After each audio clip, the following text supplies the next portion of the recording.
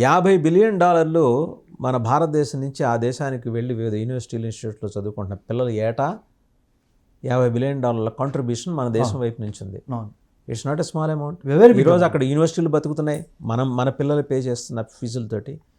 మనం ఒక రకంగా వాళ్ళు రేపొద్దున అక్కడ ఉద్యోగాలు, పర్మనెంట్ ఉద్యోగాలు తెచ్చుకున్న, H1B ఆ తర్వాత నెక్స్ట్ ప్రాసెస్లో వెళ్ళి తెచ్చుకున్న, they are the free tax payers for America. ఇవాళ ఆయన ఈఆర్ఎస్ తీసుకురావచ్చు కాక, ఐఆర్ఎస్ అమల్లో ఉంటే వాళ్ళు ఉచితంగా వచ్చిన ట్యాక్స్ పేయర్స్ ఆ దేశానికి. మరి దాన్ని పోగొట్టుకుంటున్నట్టుగా $50 బిలియన్ రెవెన్యూని అమెరికా పోగొట్టుకుంటున్నట్టు చెప్పనా సార్.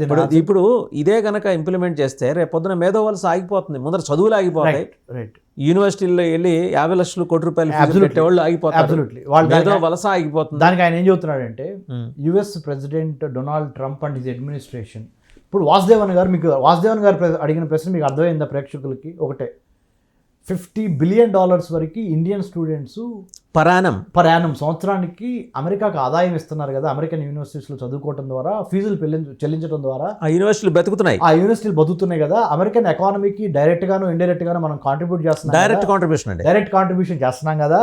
మరి ఇలాంటి పరిస్థితుల్లో ఇలాంటి పిచ్చి నిర్ణయం ఏంటి ట్రంప్ది అని వాసుదేవన్ గారు అడిగిన ప్రశ్న, తల్లిదండ్రుల పర్సెప్షన్ నుంచి వాళ్ళ యొక్క బాధను అర్థం చేసుకొని సార్ నన్ను ప్రశ్న అడిగారు.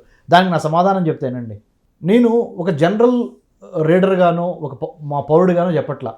American government politics, foreign policy మీద డాక్టరేట్ చేసి అమెరికాలో ఉండి, ఇండియాలో ఉండి, అమెరికన్ అఫీషియల్స్తోనూ ఇండియన్ అఫీషియల్స్తోనూ at the highest level of the గవర్నమెంట్తో కలిసి పనిచేస్తే నాకు వచ్చిన సారాంశం చెప్తాను మీకు. నేను చెప్పేది మీకు నచ్చకపోవచ్చు, కానీ ఇది వాస్తవం. అమెరికన్ గవర్నమెంటు లేదా అమెరికాలో ఉన్న యూనివర్సిటీసు ఆంధ్ర లేదా తెలంగాణ స్టూడెంట్స్ని వచ్చి ఇక్కడే చదువుకోండి అని వాళ్ళు ఏమన్నా మనం ఎమ్మడబడుతున్నారా? పడట్లా. మనం వెళ్తున్నాం. ఎందుకు వెళ్తున్నాం? మన స్థలమో పొలమో తాకట్టు పెట్టి ఎడ్యుకేషన్ లోన్ తీసుకొని మన తాకట్టు మించి మనం అమెరికా ఎందుకు వెళ్తున్నాం?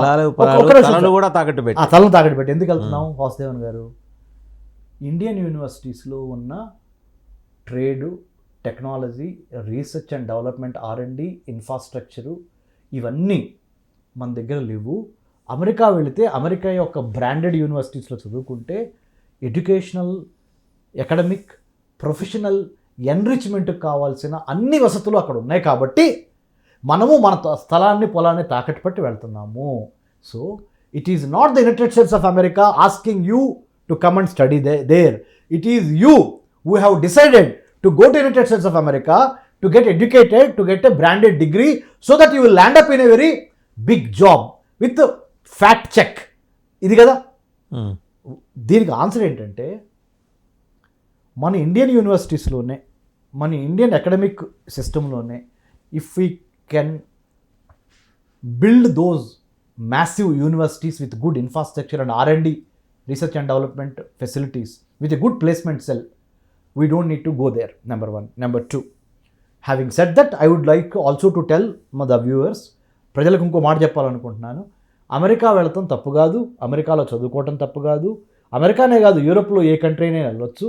But at the same time what I'm trying to see is మన యొక్క విద్యా వ్యవస్థకు సంబంధించిన డెవలప్మెంట్ చేసుకుంటానే అమెరికా వెళ్ళండి, యూరోప్ వెళ్ళండి, చదువుకోండి, తిరిగి వచ్చి మళ్ళీ come back to India, serve your motherland with the experience that you gained, with the knowledge that you gained abroad.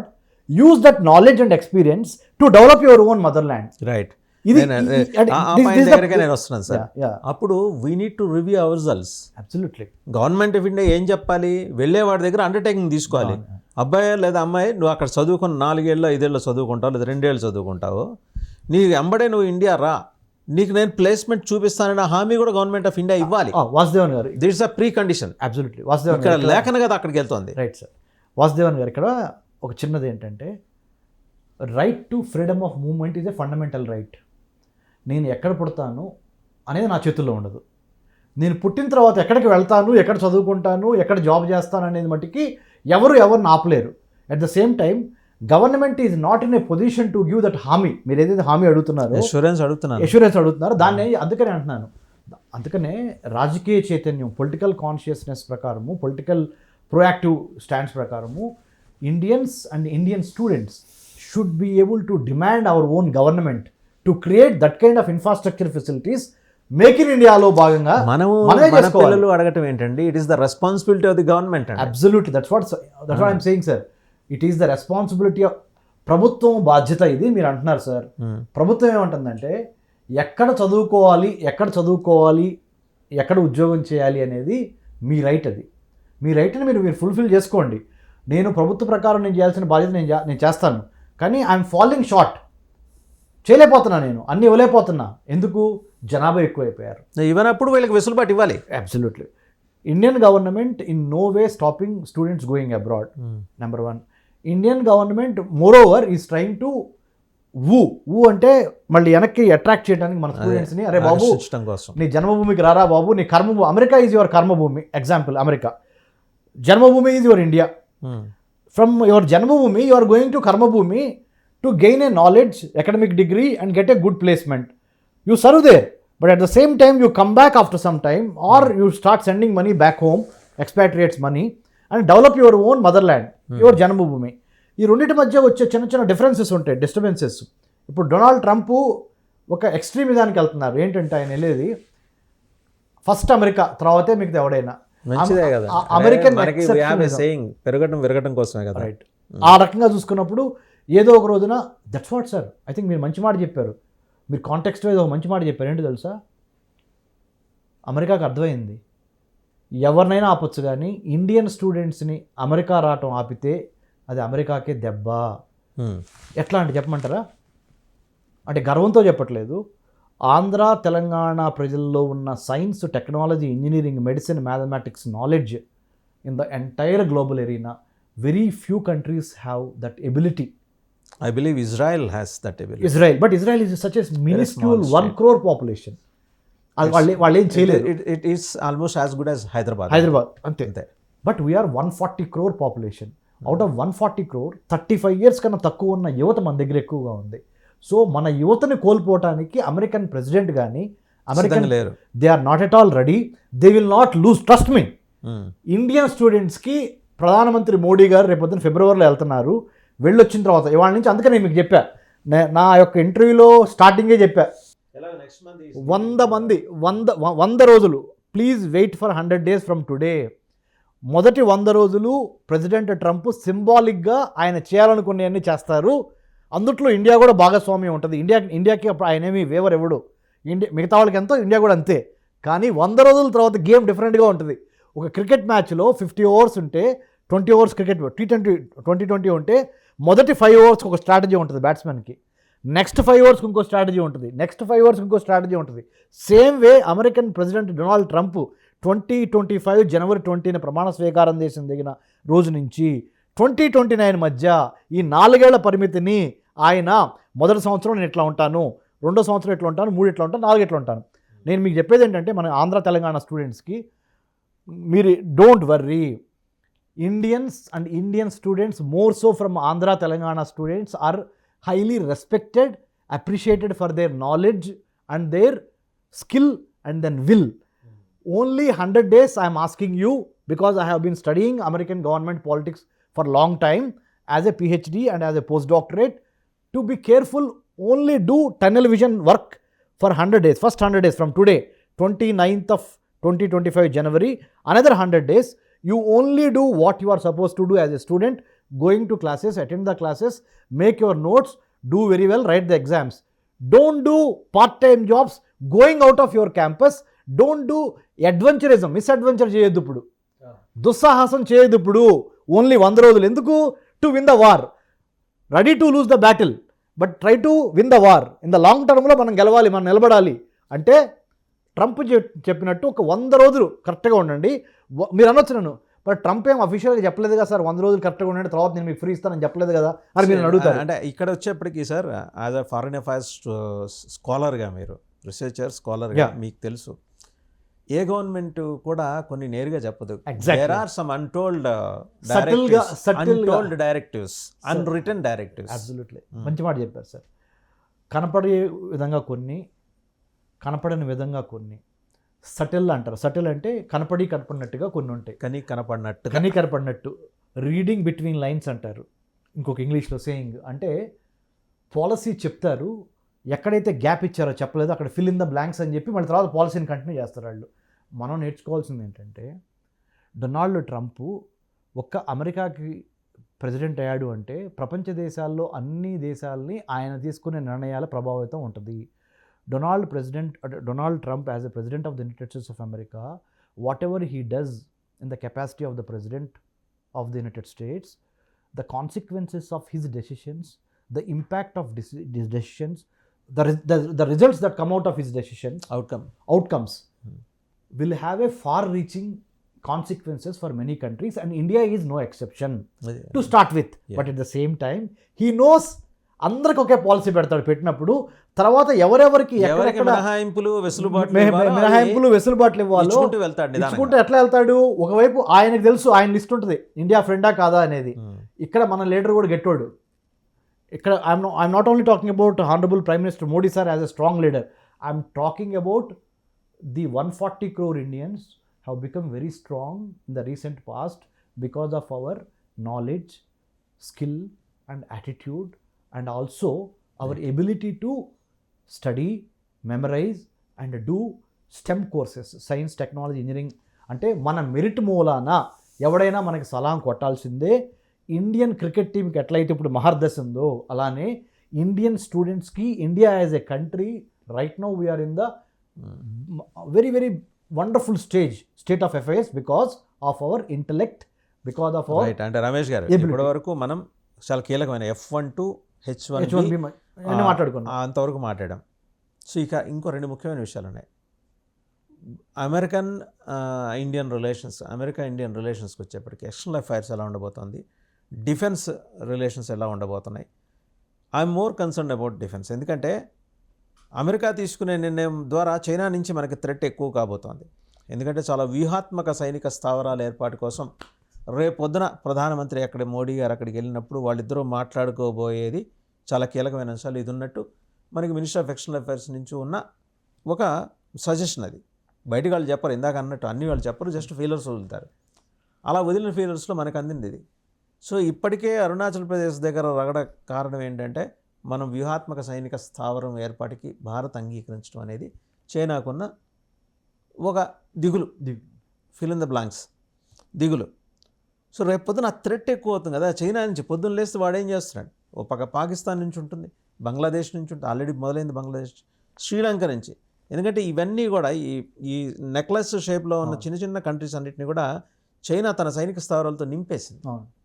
Naturally America wants to have its own military base in India, with in India and హిందూ మహాసముద్రంలో, Indian ఓషన్లో పెట్టుకోవాలని చూస్తుంది. రకరకాల వాళ్ళు పెట్టుకోవాలని చూస్తున్నప్పుడు అది పెడితే మనకి థ్రెట్ ఎక్కువ అవుతుంది కదా. మరి ఎక్కువైన థ్రెట్ నుంచి మనల్ని కాపాడటానికి ప్రపంచ పోలీసు వస్తాడా?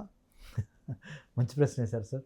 అంటే మీరు ఈ ప్రశ్న వేయడానికి ముందల ఎంత సుదీర్ఘ ఆలోచన చేశారో, ఇన్ని వైపుల నుంచి American military and foreign affairs పాలసీని అర్థం చేసుకోవడానికి మీరు ప్రయత్నం చేశారో నాకు అర్థమవుతుంది. నిజంగా it's not an easy question. అంటే లోతుగా పరిశీలన చేసిన తర్వాత అడిగిన ప్రశ్న మీరు నన్ను. అవును, నేను చెప్తాను కొన్ని ఫ్యాక్ట్స్ మన 99 టీవీ ప్రేక్షకులు, అంటే మన ప్రేక్షకులకు తెలియాలి. సో యునైటెడ్ స్టేట్స్ ఆఫ్ అమెరికాకి సంబంధించి, ఇండియాకి సంబంధించి వాసుదేవన్ గారు, సీనియర్ జర్నలిస్ట్ గారు నన్ను 99 టీవీ ఛానల్లో ఒక మంచి ప్రశ్న వేశారు. ఇప్పుడు సార్, అమెరికన్ గవర్నమెంట్కి చాలా బేసెస్ ఉన్నాయి కదా, మిలిటరీ బేసెస్ ఈ 197 దేశాల్లో. భారతదేశం చుట్టుపక్కల కూడా మిలిటరీ బేసెస్ పెట్టుకోవడానికి అమెరికాకి ఉపయోగపడే విధంగా ఇండియాని ఏమన్నా వాడుకుంటే మనకి ఇబ్బంది కదా సార్, మనం జాగ్రత్తగా ఉండాలి కదా, ఎందుకు చైనా మన పక్కనే మన నైబర్ కదా అనే ఒక సందేహము, చిన్న వాస్తవం కూడా ఇన్ని ఉన్నాయి మీరు అడిగిన ప్రశ్న. అందుకని మిమ్మల్ని అన్నాను, వాసుదేవన్ సార్ మీరు అడిగిన ప్రశ్న చాలా లోతైన ప్రశ్న సార్ అడిగి అన్నాను నేను. సార్ ఇప్పుడు నేను మన ప్రేక్షకులకి చెప్తున్నా, మన తెలుగు ప్రేక్షకులకి కొన్ని ఫ్యాక్ట్స్ అయితే తెలుసుకోవాల్సిందే. ఏదో పైన మాట్లాడి వెళ్ళిపోవటం అనేది కరెక్ట్ కాదు. 2 విషయాలు సార్. అంటే మీరు చెప్పే ముందు Sri Lanka is completely under the control of China and Pakistan is under the control of China. అయిపోయింది అక్కడే. బంగ్లాదేశ్ మీద కూడా చైనా ఇంపాక్ట్ పరోక్షంగా ఉంది. మన నెత్తి మీద చూస్తే అరుణాచల్ ప్రదేశ్ పైనుంచి ఆడు తుపాకీ పట్టుకొని కూర్చున్నాడు. మరి ఇన్ని థ్రెట్స్ ఉంటే మనం అడ్మినిస్ట్రేషన్ రన్ చేయాలంటే రేపొద్దున ఈయన వచ్చి ఇండియన్ ఓషన్లో మిలిటరీ బేస్ పెట్టుకుంటానంటాడు, అరుణాచల్ బేస్లోనూ లేకపోతే ఇంకో చోట లడాక్ పైన పెట్టుకుంటానంటాడు. మేబీ ప్లేసెస్ మారచ్చు కాక వ్యూహాత్మకంగా, లేకపోతే గుజరాత్ తీరంలో పెట్టుకోవచ్చు, ఒరిస్సా తీరంలో కూడా పెట్టుకోవచ్చు. దాని మూలన మనకి ఇంకా థ్రెట్ పెరుగుద్ది కదా అంటే అదేనా మీరు Yes, చెప్పేది? yes. రైట్. నేను వాసుదేవన్ సార్ ప్రశ్నకి సమాధానం చెప్పబోయే ముందల కొన్ని ఇంపార్టెంట్ ఫ్యాక్ట్స్ ప్రేక్షకులకు తెలియజేద్దాం అనుకుంటున్నా. మీరు అడిగిన ప్రశ్నకు కూడా దీంట్లో నర్మగర్భంగానే కాదు ఓపెన్గా సమాధానం నేరుగా. వచ్చేసిద్ది. మ్మ్. భారతదేశానికి 15,000 కిలోమీటర్లు భూ సరిహద్దు ఉంది. 11,098 కిలోమీటర్లు సముద్ర తీర ప్రాంతం ఉంది. యా. రెండు కలిపితే 15 + 11 ఎంతండి? 26,000 కిలోమీటర్ల 98, 26,000 కిలోమీటర్స్ని ఇండియా రక్షించుకోవాలి. అందుట్లో 15,000 kilometres India shares its land borders with our neighbouring countries. Yeah. మీ దగ్గరికి వస్తున్నప్పుడు శ్రీలంకతో we share water border. The longest land border we share with is Bangladesh, 4,096 kilometers. The second longest land border we share with is China, People's Republic of China, మన neighbour 4,388 kilometers. We share our land border with China. China. Okay. ఆ dividing line ఏమంటామంటే ఇండియాకి చైనాకి మధ్య line of actual control అంటారు, LAC. Fact. తర్వాత 3,000+ kilometers of land border we share with Pakistan. దాన్ని LOC అంటారు, లైన్ ఆఫ్ కంట్రోల్. అలాగే భూటాన్, నేపాల్, మియన్మార్, ఆఫ్ఘనిస్తాన్తో the shortest land border we share with 102, 106 kilometers or 108 kilometers. ఎక్కడండి ఎగ్జాక్ట్గా? కాశ్మీర్ పైన. కాశ్మీర్ పైన అటు లోపలికి ఉంటుంది. అదే కాందహార్కి కనెక్షన్. 100 kilometers plus. అది కనపడదు అంత క్లియర్గా మనం, అంటే you have to this thing. So భారతదేశానికి సార్క్ కంట్రీస్ అని ఒక ఆర్గనైజేషన్ ఉంది, అంటే భారతదేశంతో పాటుగా south Asian association for regional cooperation. India, China, Pakistan, Bangladesh, Myanmar, Nepal, Bhutan, Sri Lanka ఇవన్నీ దాంట్లో మెంబర్స్గా ఉంటాయి. అందులో ఇండియా తప్పించి మిగిలిన దేశాలన్నీ ఆల్మోస్ట్ చైనా కంట్రోల్లో రైట్. ఉన్నాయి. ఇప్పుడు వస్తున్నాను వాసుదేవన్ గారి ప్రశ్నకి. వాసుదేవన్ సార్ కన్సర్న్ చాలామందికి, మాకు కూడా, అంటే స్ట్రాటజిక్ కమ్యూనిటీకి కూడా, మా అకాడమిక్స్కి కూడా ఉన్న కన్సర్న్ చాలా వరకు. You being a senior journalist, జనరల్గా జర్నలిస్ట్ అనగానే వాకింగ్ ఎన్సైక్లోపీడియా. జర్నలిస్ట్ అంటేనే walking encyclopedia. You must know little bit of everything. మీరు మీ యొక్క అనుభవం నుంచి మీరు అడిగారు. తప్పనిసరిగా నేపాల్, చైనా, ఇండియా, ఇక్కడ అమెరికా ఉందనుకోండి ప్రేక్షకులు. చైనా, ఇండియా, ఇక్కడ అమెరికా ఉందనుకోండి. చైనా ఇండియా చుట్టుపక్కల ఉన్న ఒక్కొక్క ప్రాంతాన్ని కొట్టేస్తుంది. That's what sir is saying. నేపాల్కి డబ్బులు ఇచ్చింది, శ్రీలంక డబ్బులు ఇచ్చింది, మయన్మార్ సంగతి చూస్తుంది. బంగ్లాదేశ్కి రీసెంట్గా జరుగుతున్న బంగ్లాదేశ్లో గొడవలకి అమెరికాకు ఉన్న సంబంధం ఏంటి అని కూడా ఒక యాంగిల్ ఉంది, పరోక్షంగా ఉంది సంబంధం ఉంది. పాకిస్తాన్కి అయితే అమెరికా డబ్బులు ఇవ్వకపోతే బిచ్చం ఎత్తుకోవాలి వాళ్ళు, అది పరిస్థితి. మరి ఇండియా చుట్టుపక్కల ఒక్కసారి కళ్ళు మూసుకోండి మీరు.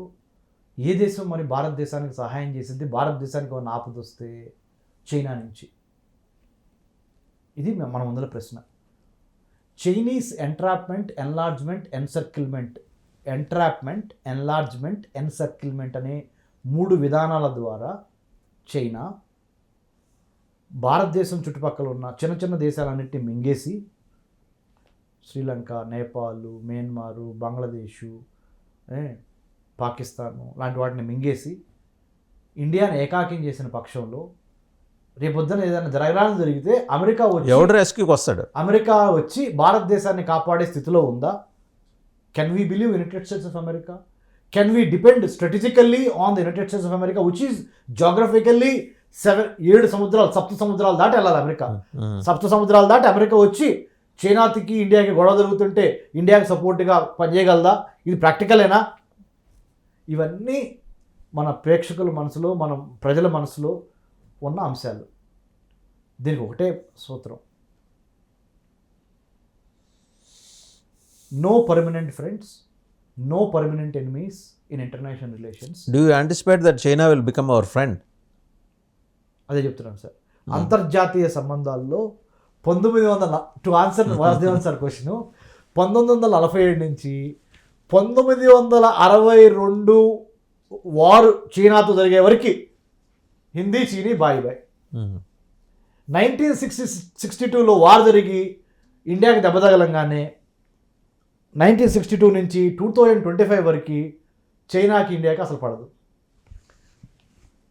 అమెరికాకి చైనాకి నిక్సన్ అడ్మినిస్ట్రేషన్ అంటే ఎర్లీ 70s వరకు వాళ్ళిద్దరు క్లోజ్.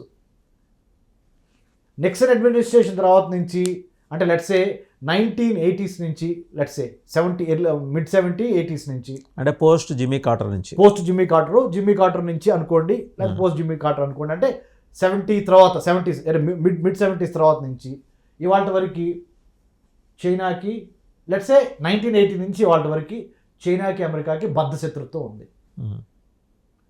ఇరాన్కి ఇజ్రాయెల్కి 1948 మే 14న ఇజ్రాయెల్ పుడితే Israel was born on 14th May 1948 till about ఇజ్రాయెల్కి ఇరాన్కి 1975 షా ఆఫ్ ఇరాన్ ఆయన కూలిపోయే వరకు, ఇస్లామిక్ రెవల్యూషన్ రాకముందు వరకు థిక్కెస్ట్ ఫ్రెండ్స్ ఇజ్రాయెల్ ఇరాన్.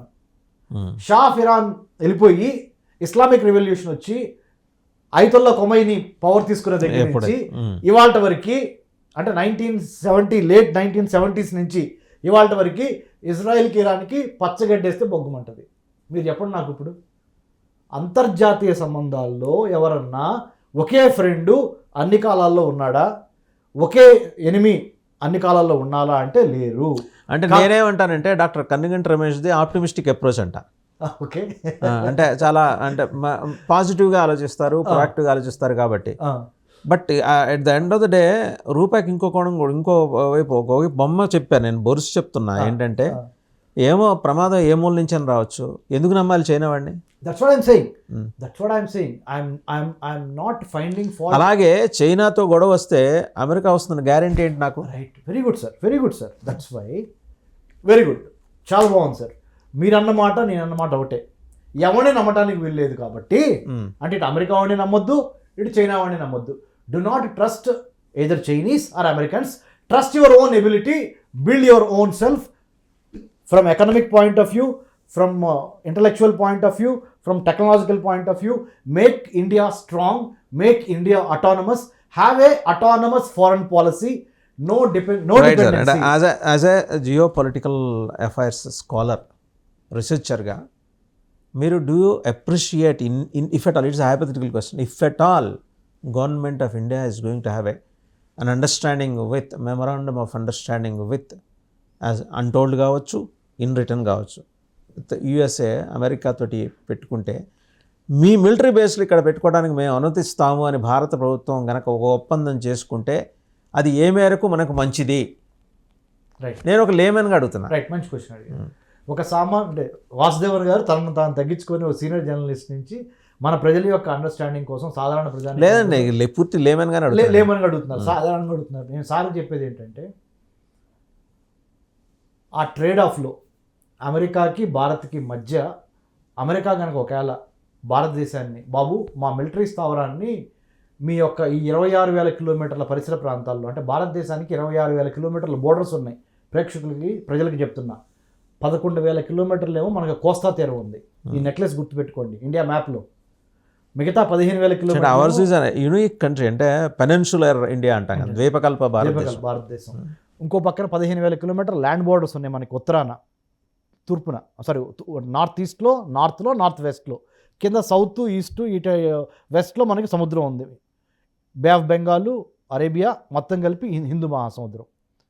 ఈ 26,000 కిలోమీటర్ల పరిధి దగ్గరలో అటు ఇటుగా నేను అమెరికన్ గవర్నమెంట్ ప్రెసిడెంట్ అనుకుందాం, నేనే భారతదేశ ప్రధానమంత్రి మోడీ గారిని రిక్వెస్ట్ చేస్తున్నా, సార్ నేను can I have my own military base in your vicinity అని అడుగుతున్నా.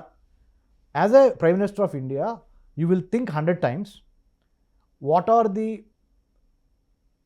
pluses, what are the minuses, లాభం ఏంటి, నష్టం ఏంటి, ఉండటం మూలాన షార్ట్ టర్మ్లో కలిగే లాభం ఏంటి, లాంగ్ టర్మ్లో వచ్చే నష్టం ఏంటి, లేదా లాంగ్ టర్మ్లో వచ్చే లాభం ఏంటి, షార్ట్ టర్మ్లో కలిగే నష్టం ఏంటి, ఇలా బేరీజ్ వేసుకుంటారు. రకరకాల పర్మిటేషన్స్, కాంబినేషన్స్ మీరు చూస్తారు. చూసి you see, Mr. President Donald Trump, I don't have any problem in, allowing you to have basis because you are not trying to operate here. But I have 3 important technical reasons అని చెప్తా. ఏం చెప్తాను?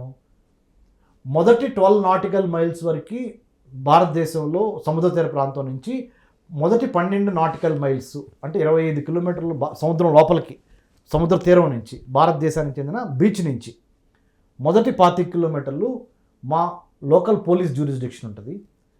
అక్కడి నుంచి అంటే 12 nautical miles నుంచి 200 nautical mile వరకు మా కోస్ట్ గార్డ్ యొక్క పరిధి ఉంటుంది. 200 నాటికల్ మైల్స్ నుంచి 350 నాటికల్ మైల్స్ వరకు మా ఇండియన్ నేవీకి సంబంధించి, హై సీస్కి సంబంధించి మా ముగ్గురు ఉంటారు.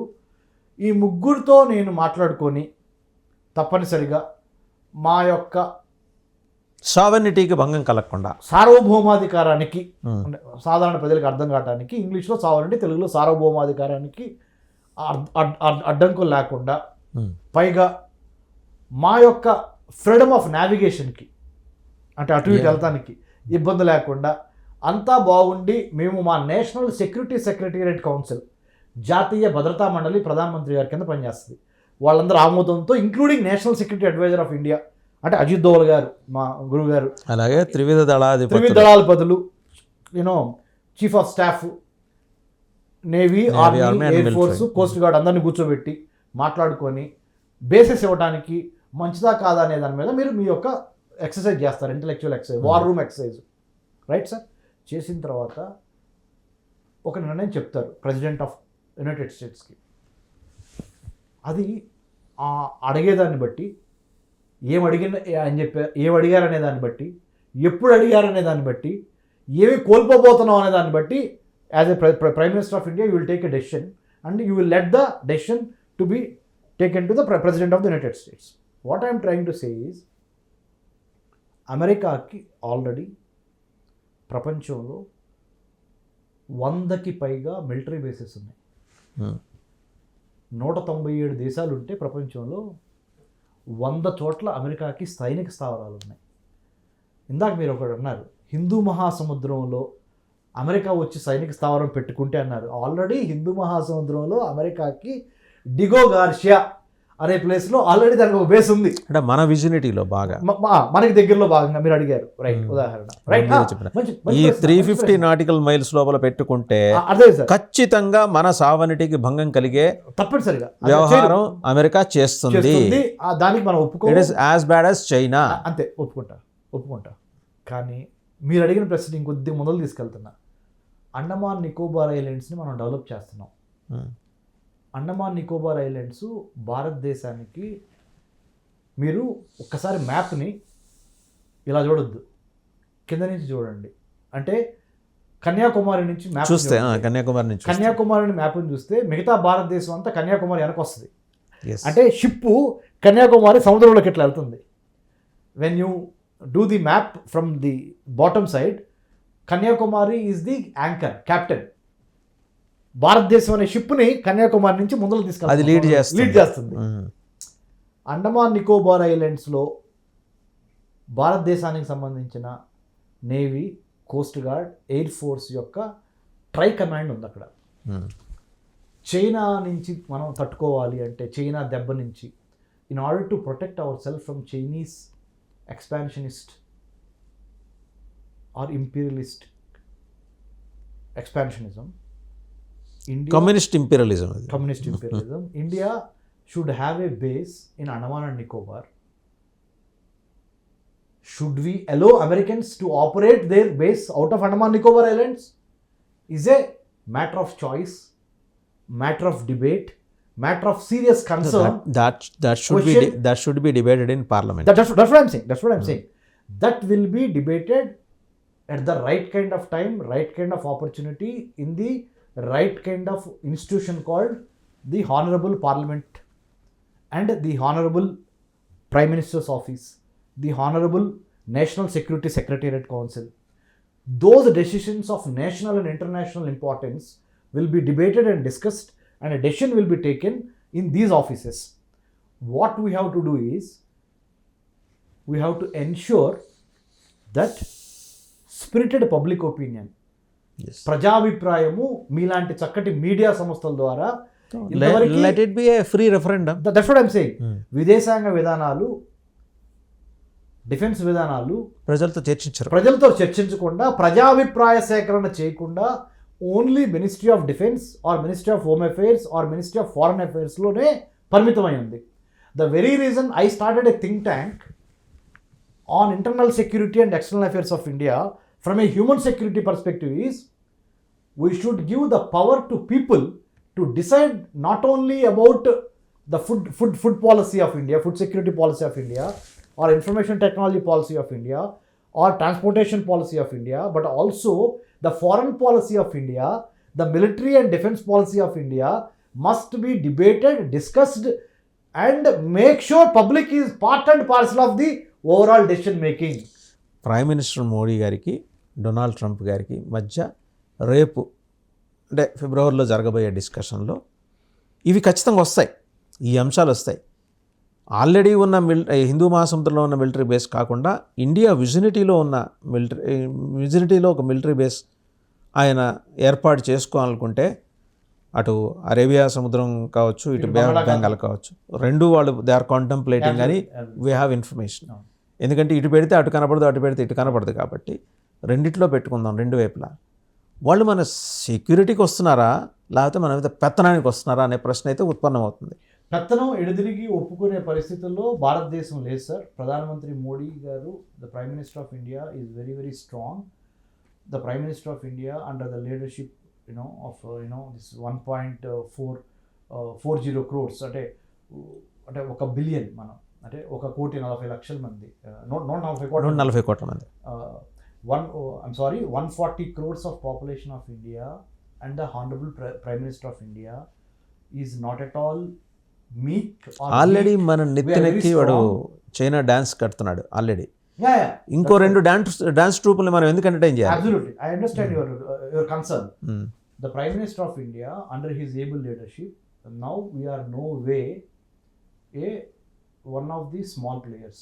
India has become a very big player in the strategic matters of the global affairs. Yes, global geopolitical global affairs. strategic affairs lo India is now calling the shots.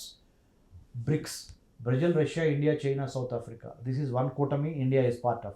At the same time, India is also part of Quad. India, Japan, Australia, United States. Yeah. This Quad, 4 countries, the main aim is make sure freedom of navigation free, make sure Indian Ocean and Pacific Ocean is free of many nefarious activities, make sure China is not trying to come and do some havoc here. Yeah. This is the main objective of Quad. India is also part of BRICS, Brazil, Russia, India, China, South Africa. So India is in a position now to influence BRICS countries. BRICS ante Brazil ante Latin America sir. Russia, సింహభాగం రష్యాకి సంబంధించినంతా ఆసియాలోనే ఉంది, కొంత భాగం యూరోప్లో ఉంది. అంటే Russia is Eurasia, right? And also China part of Asia, South Africa part of Africa. దాంట్లో India is also playing a crucial role in this alliance or in this group BRICS, Brazil, Russia, India, China, South Africa. Quad is Australia, Japan, United States, India. So India is here, India is there.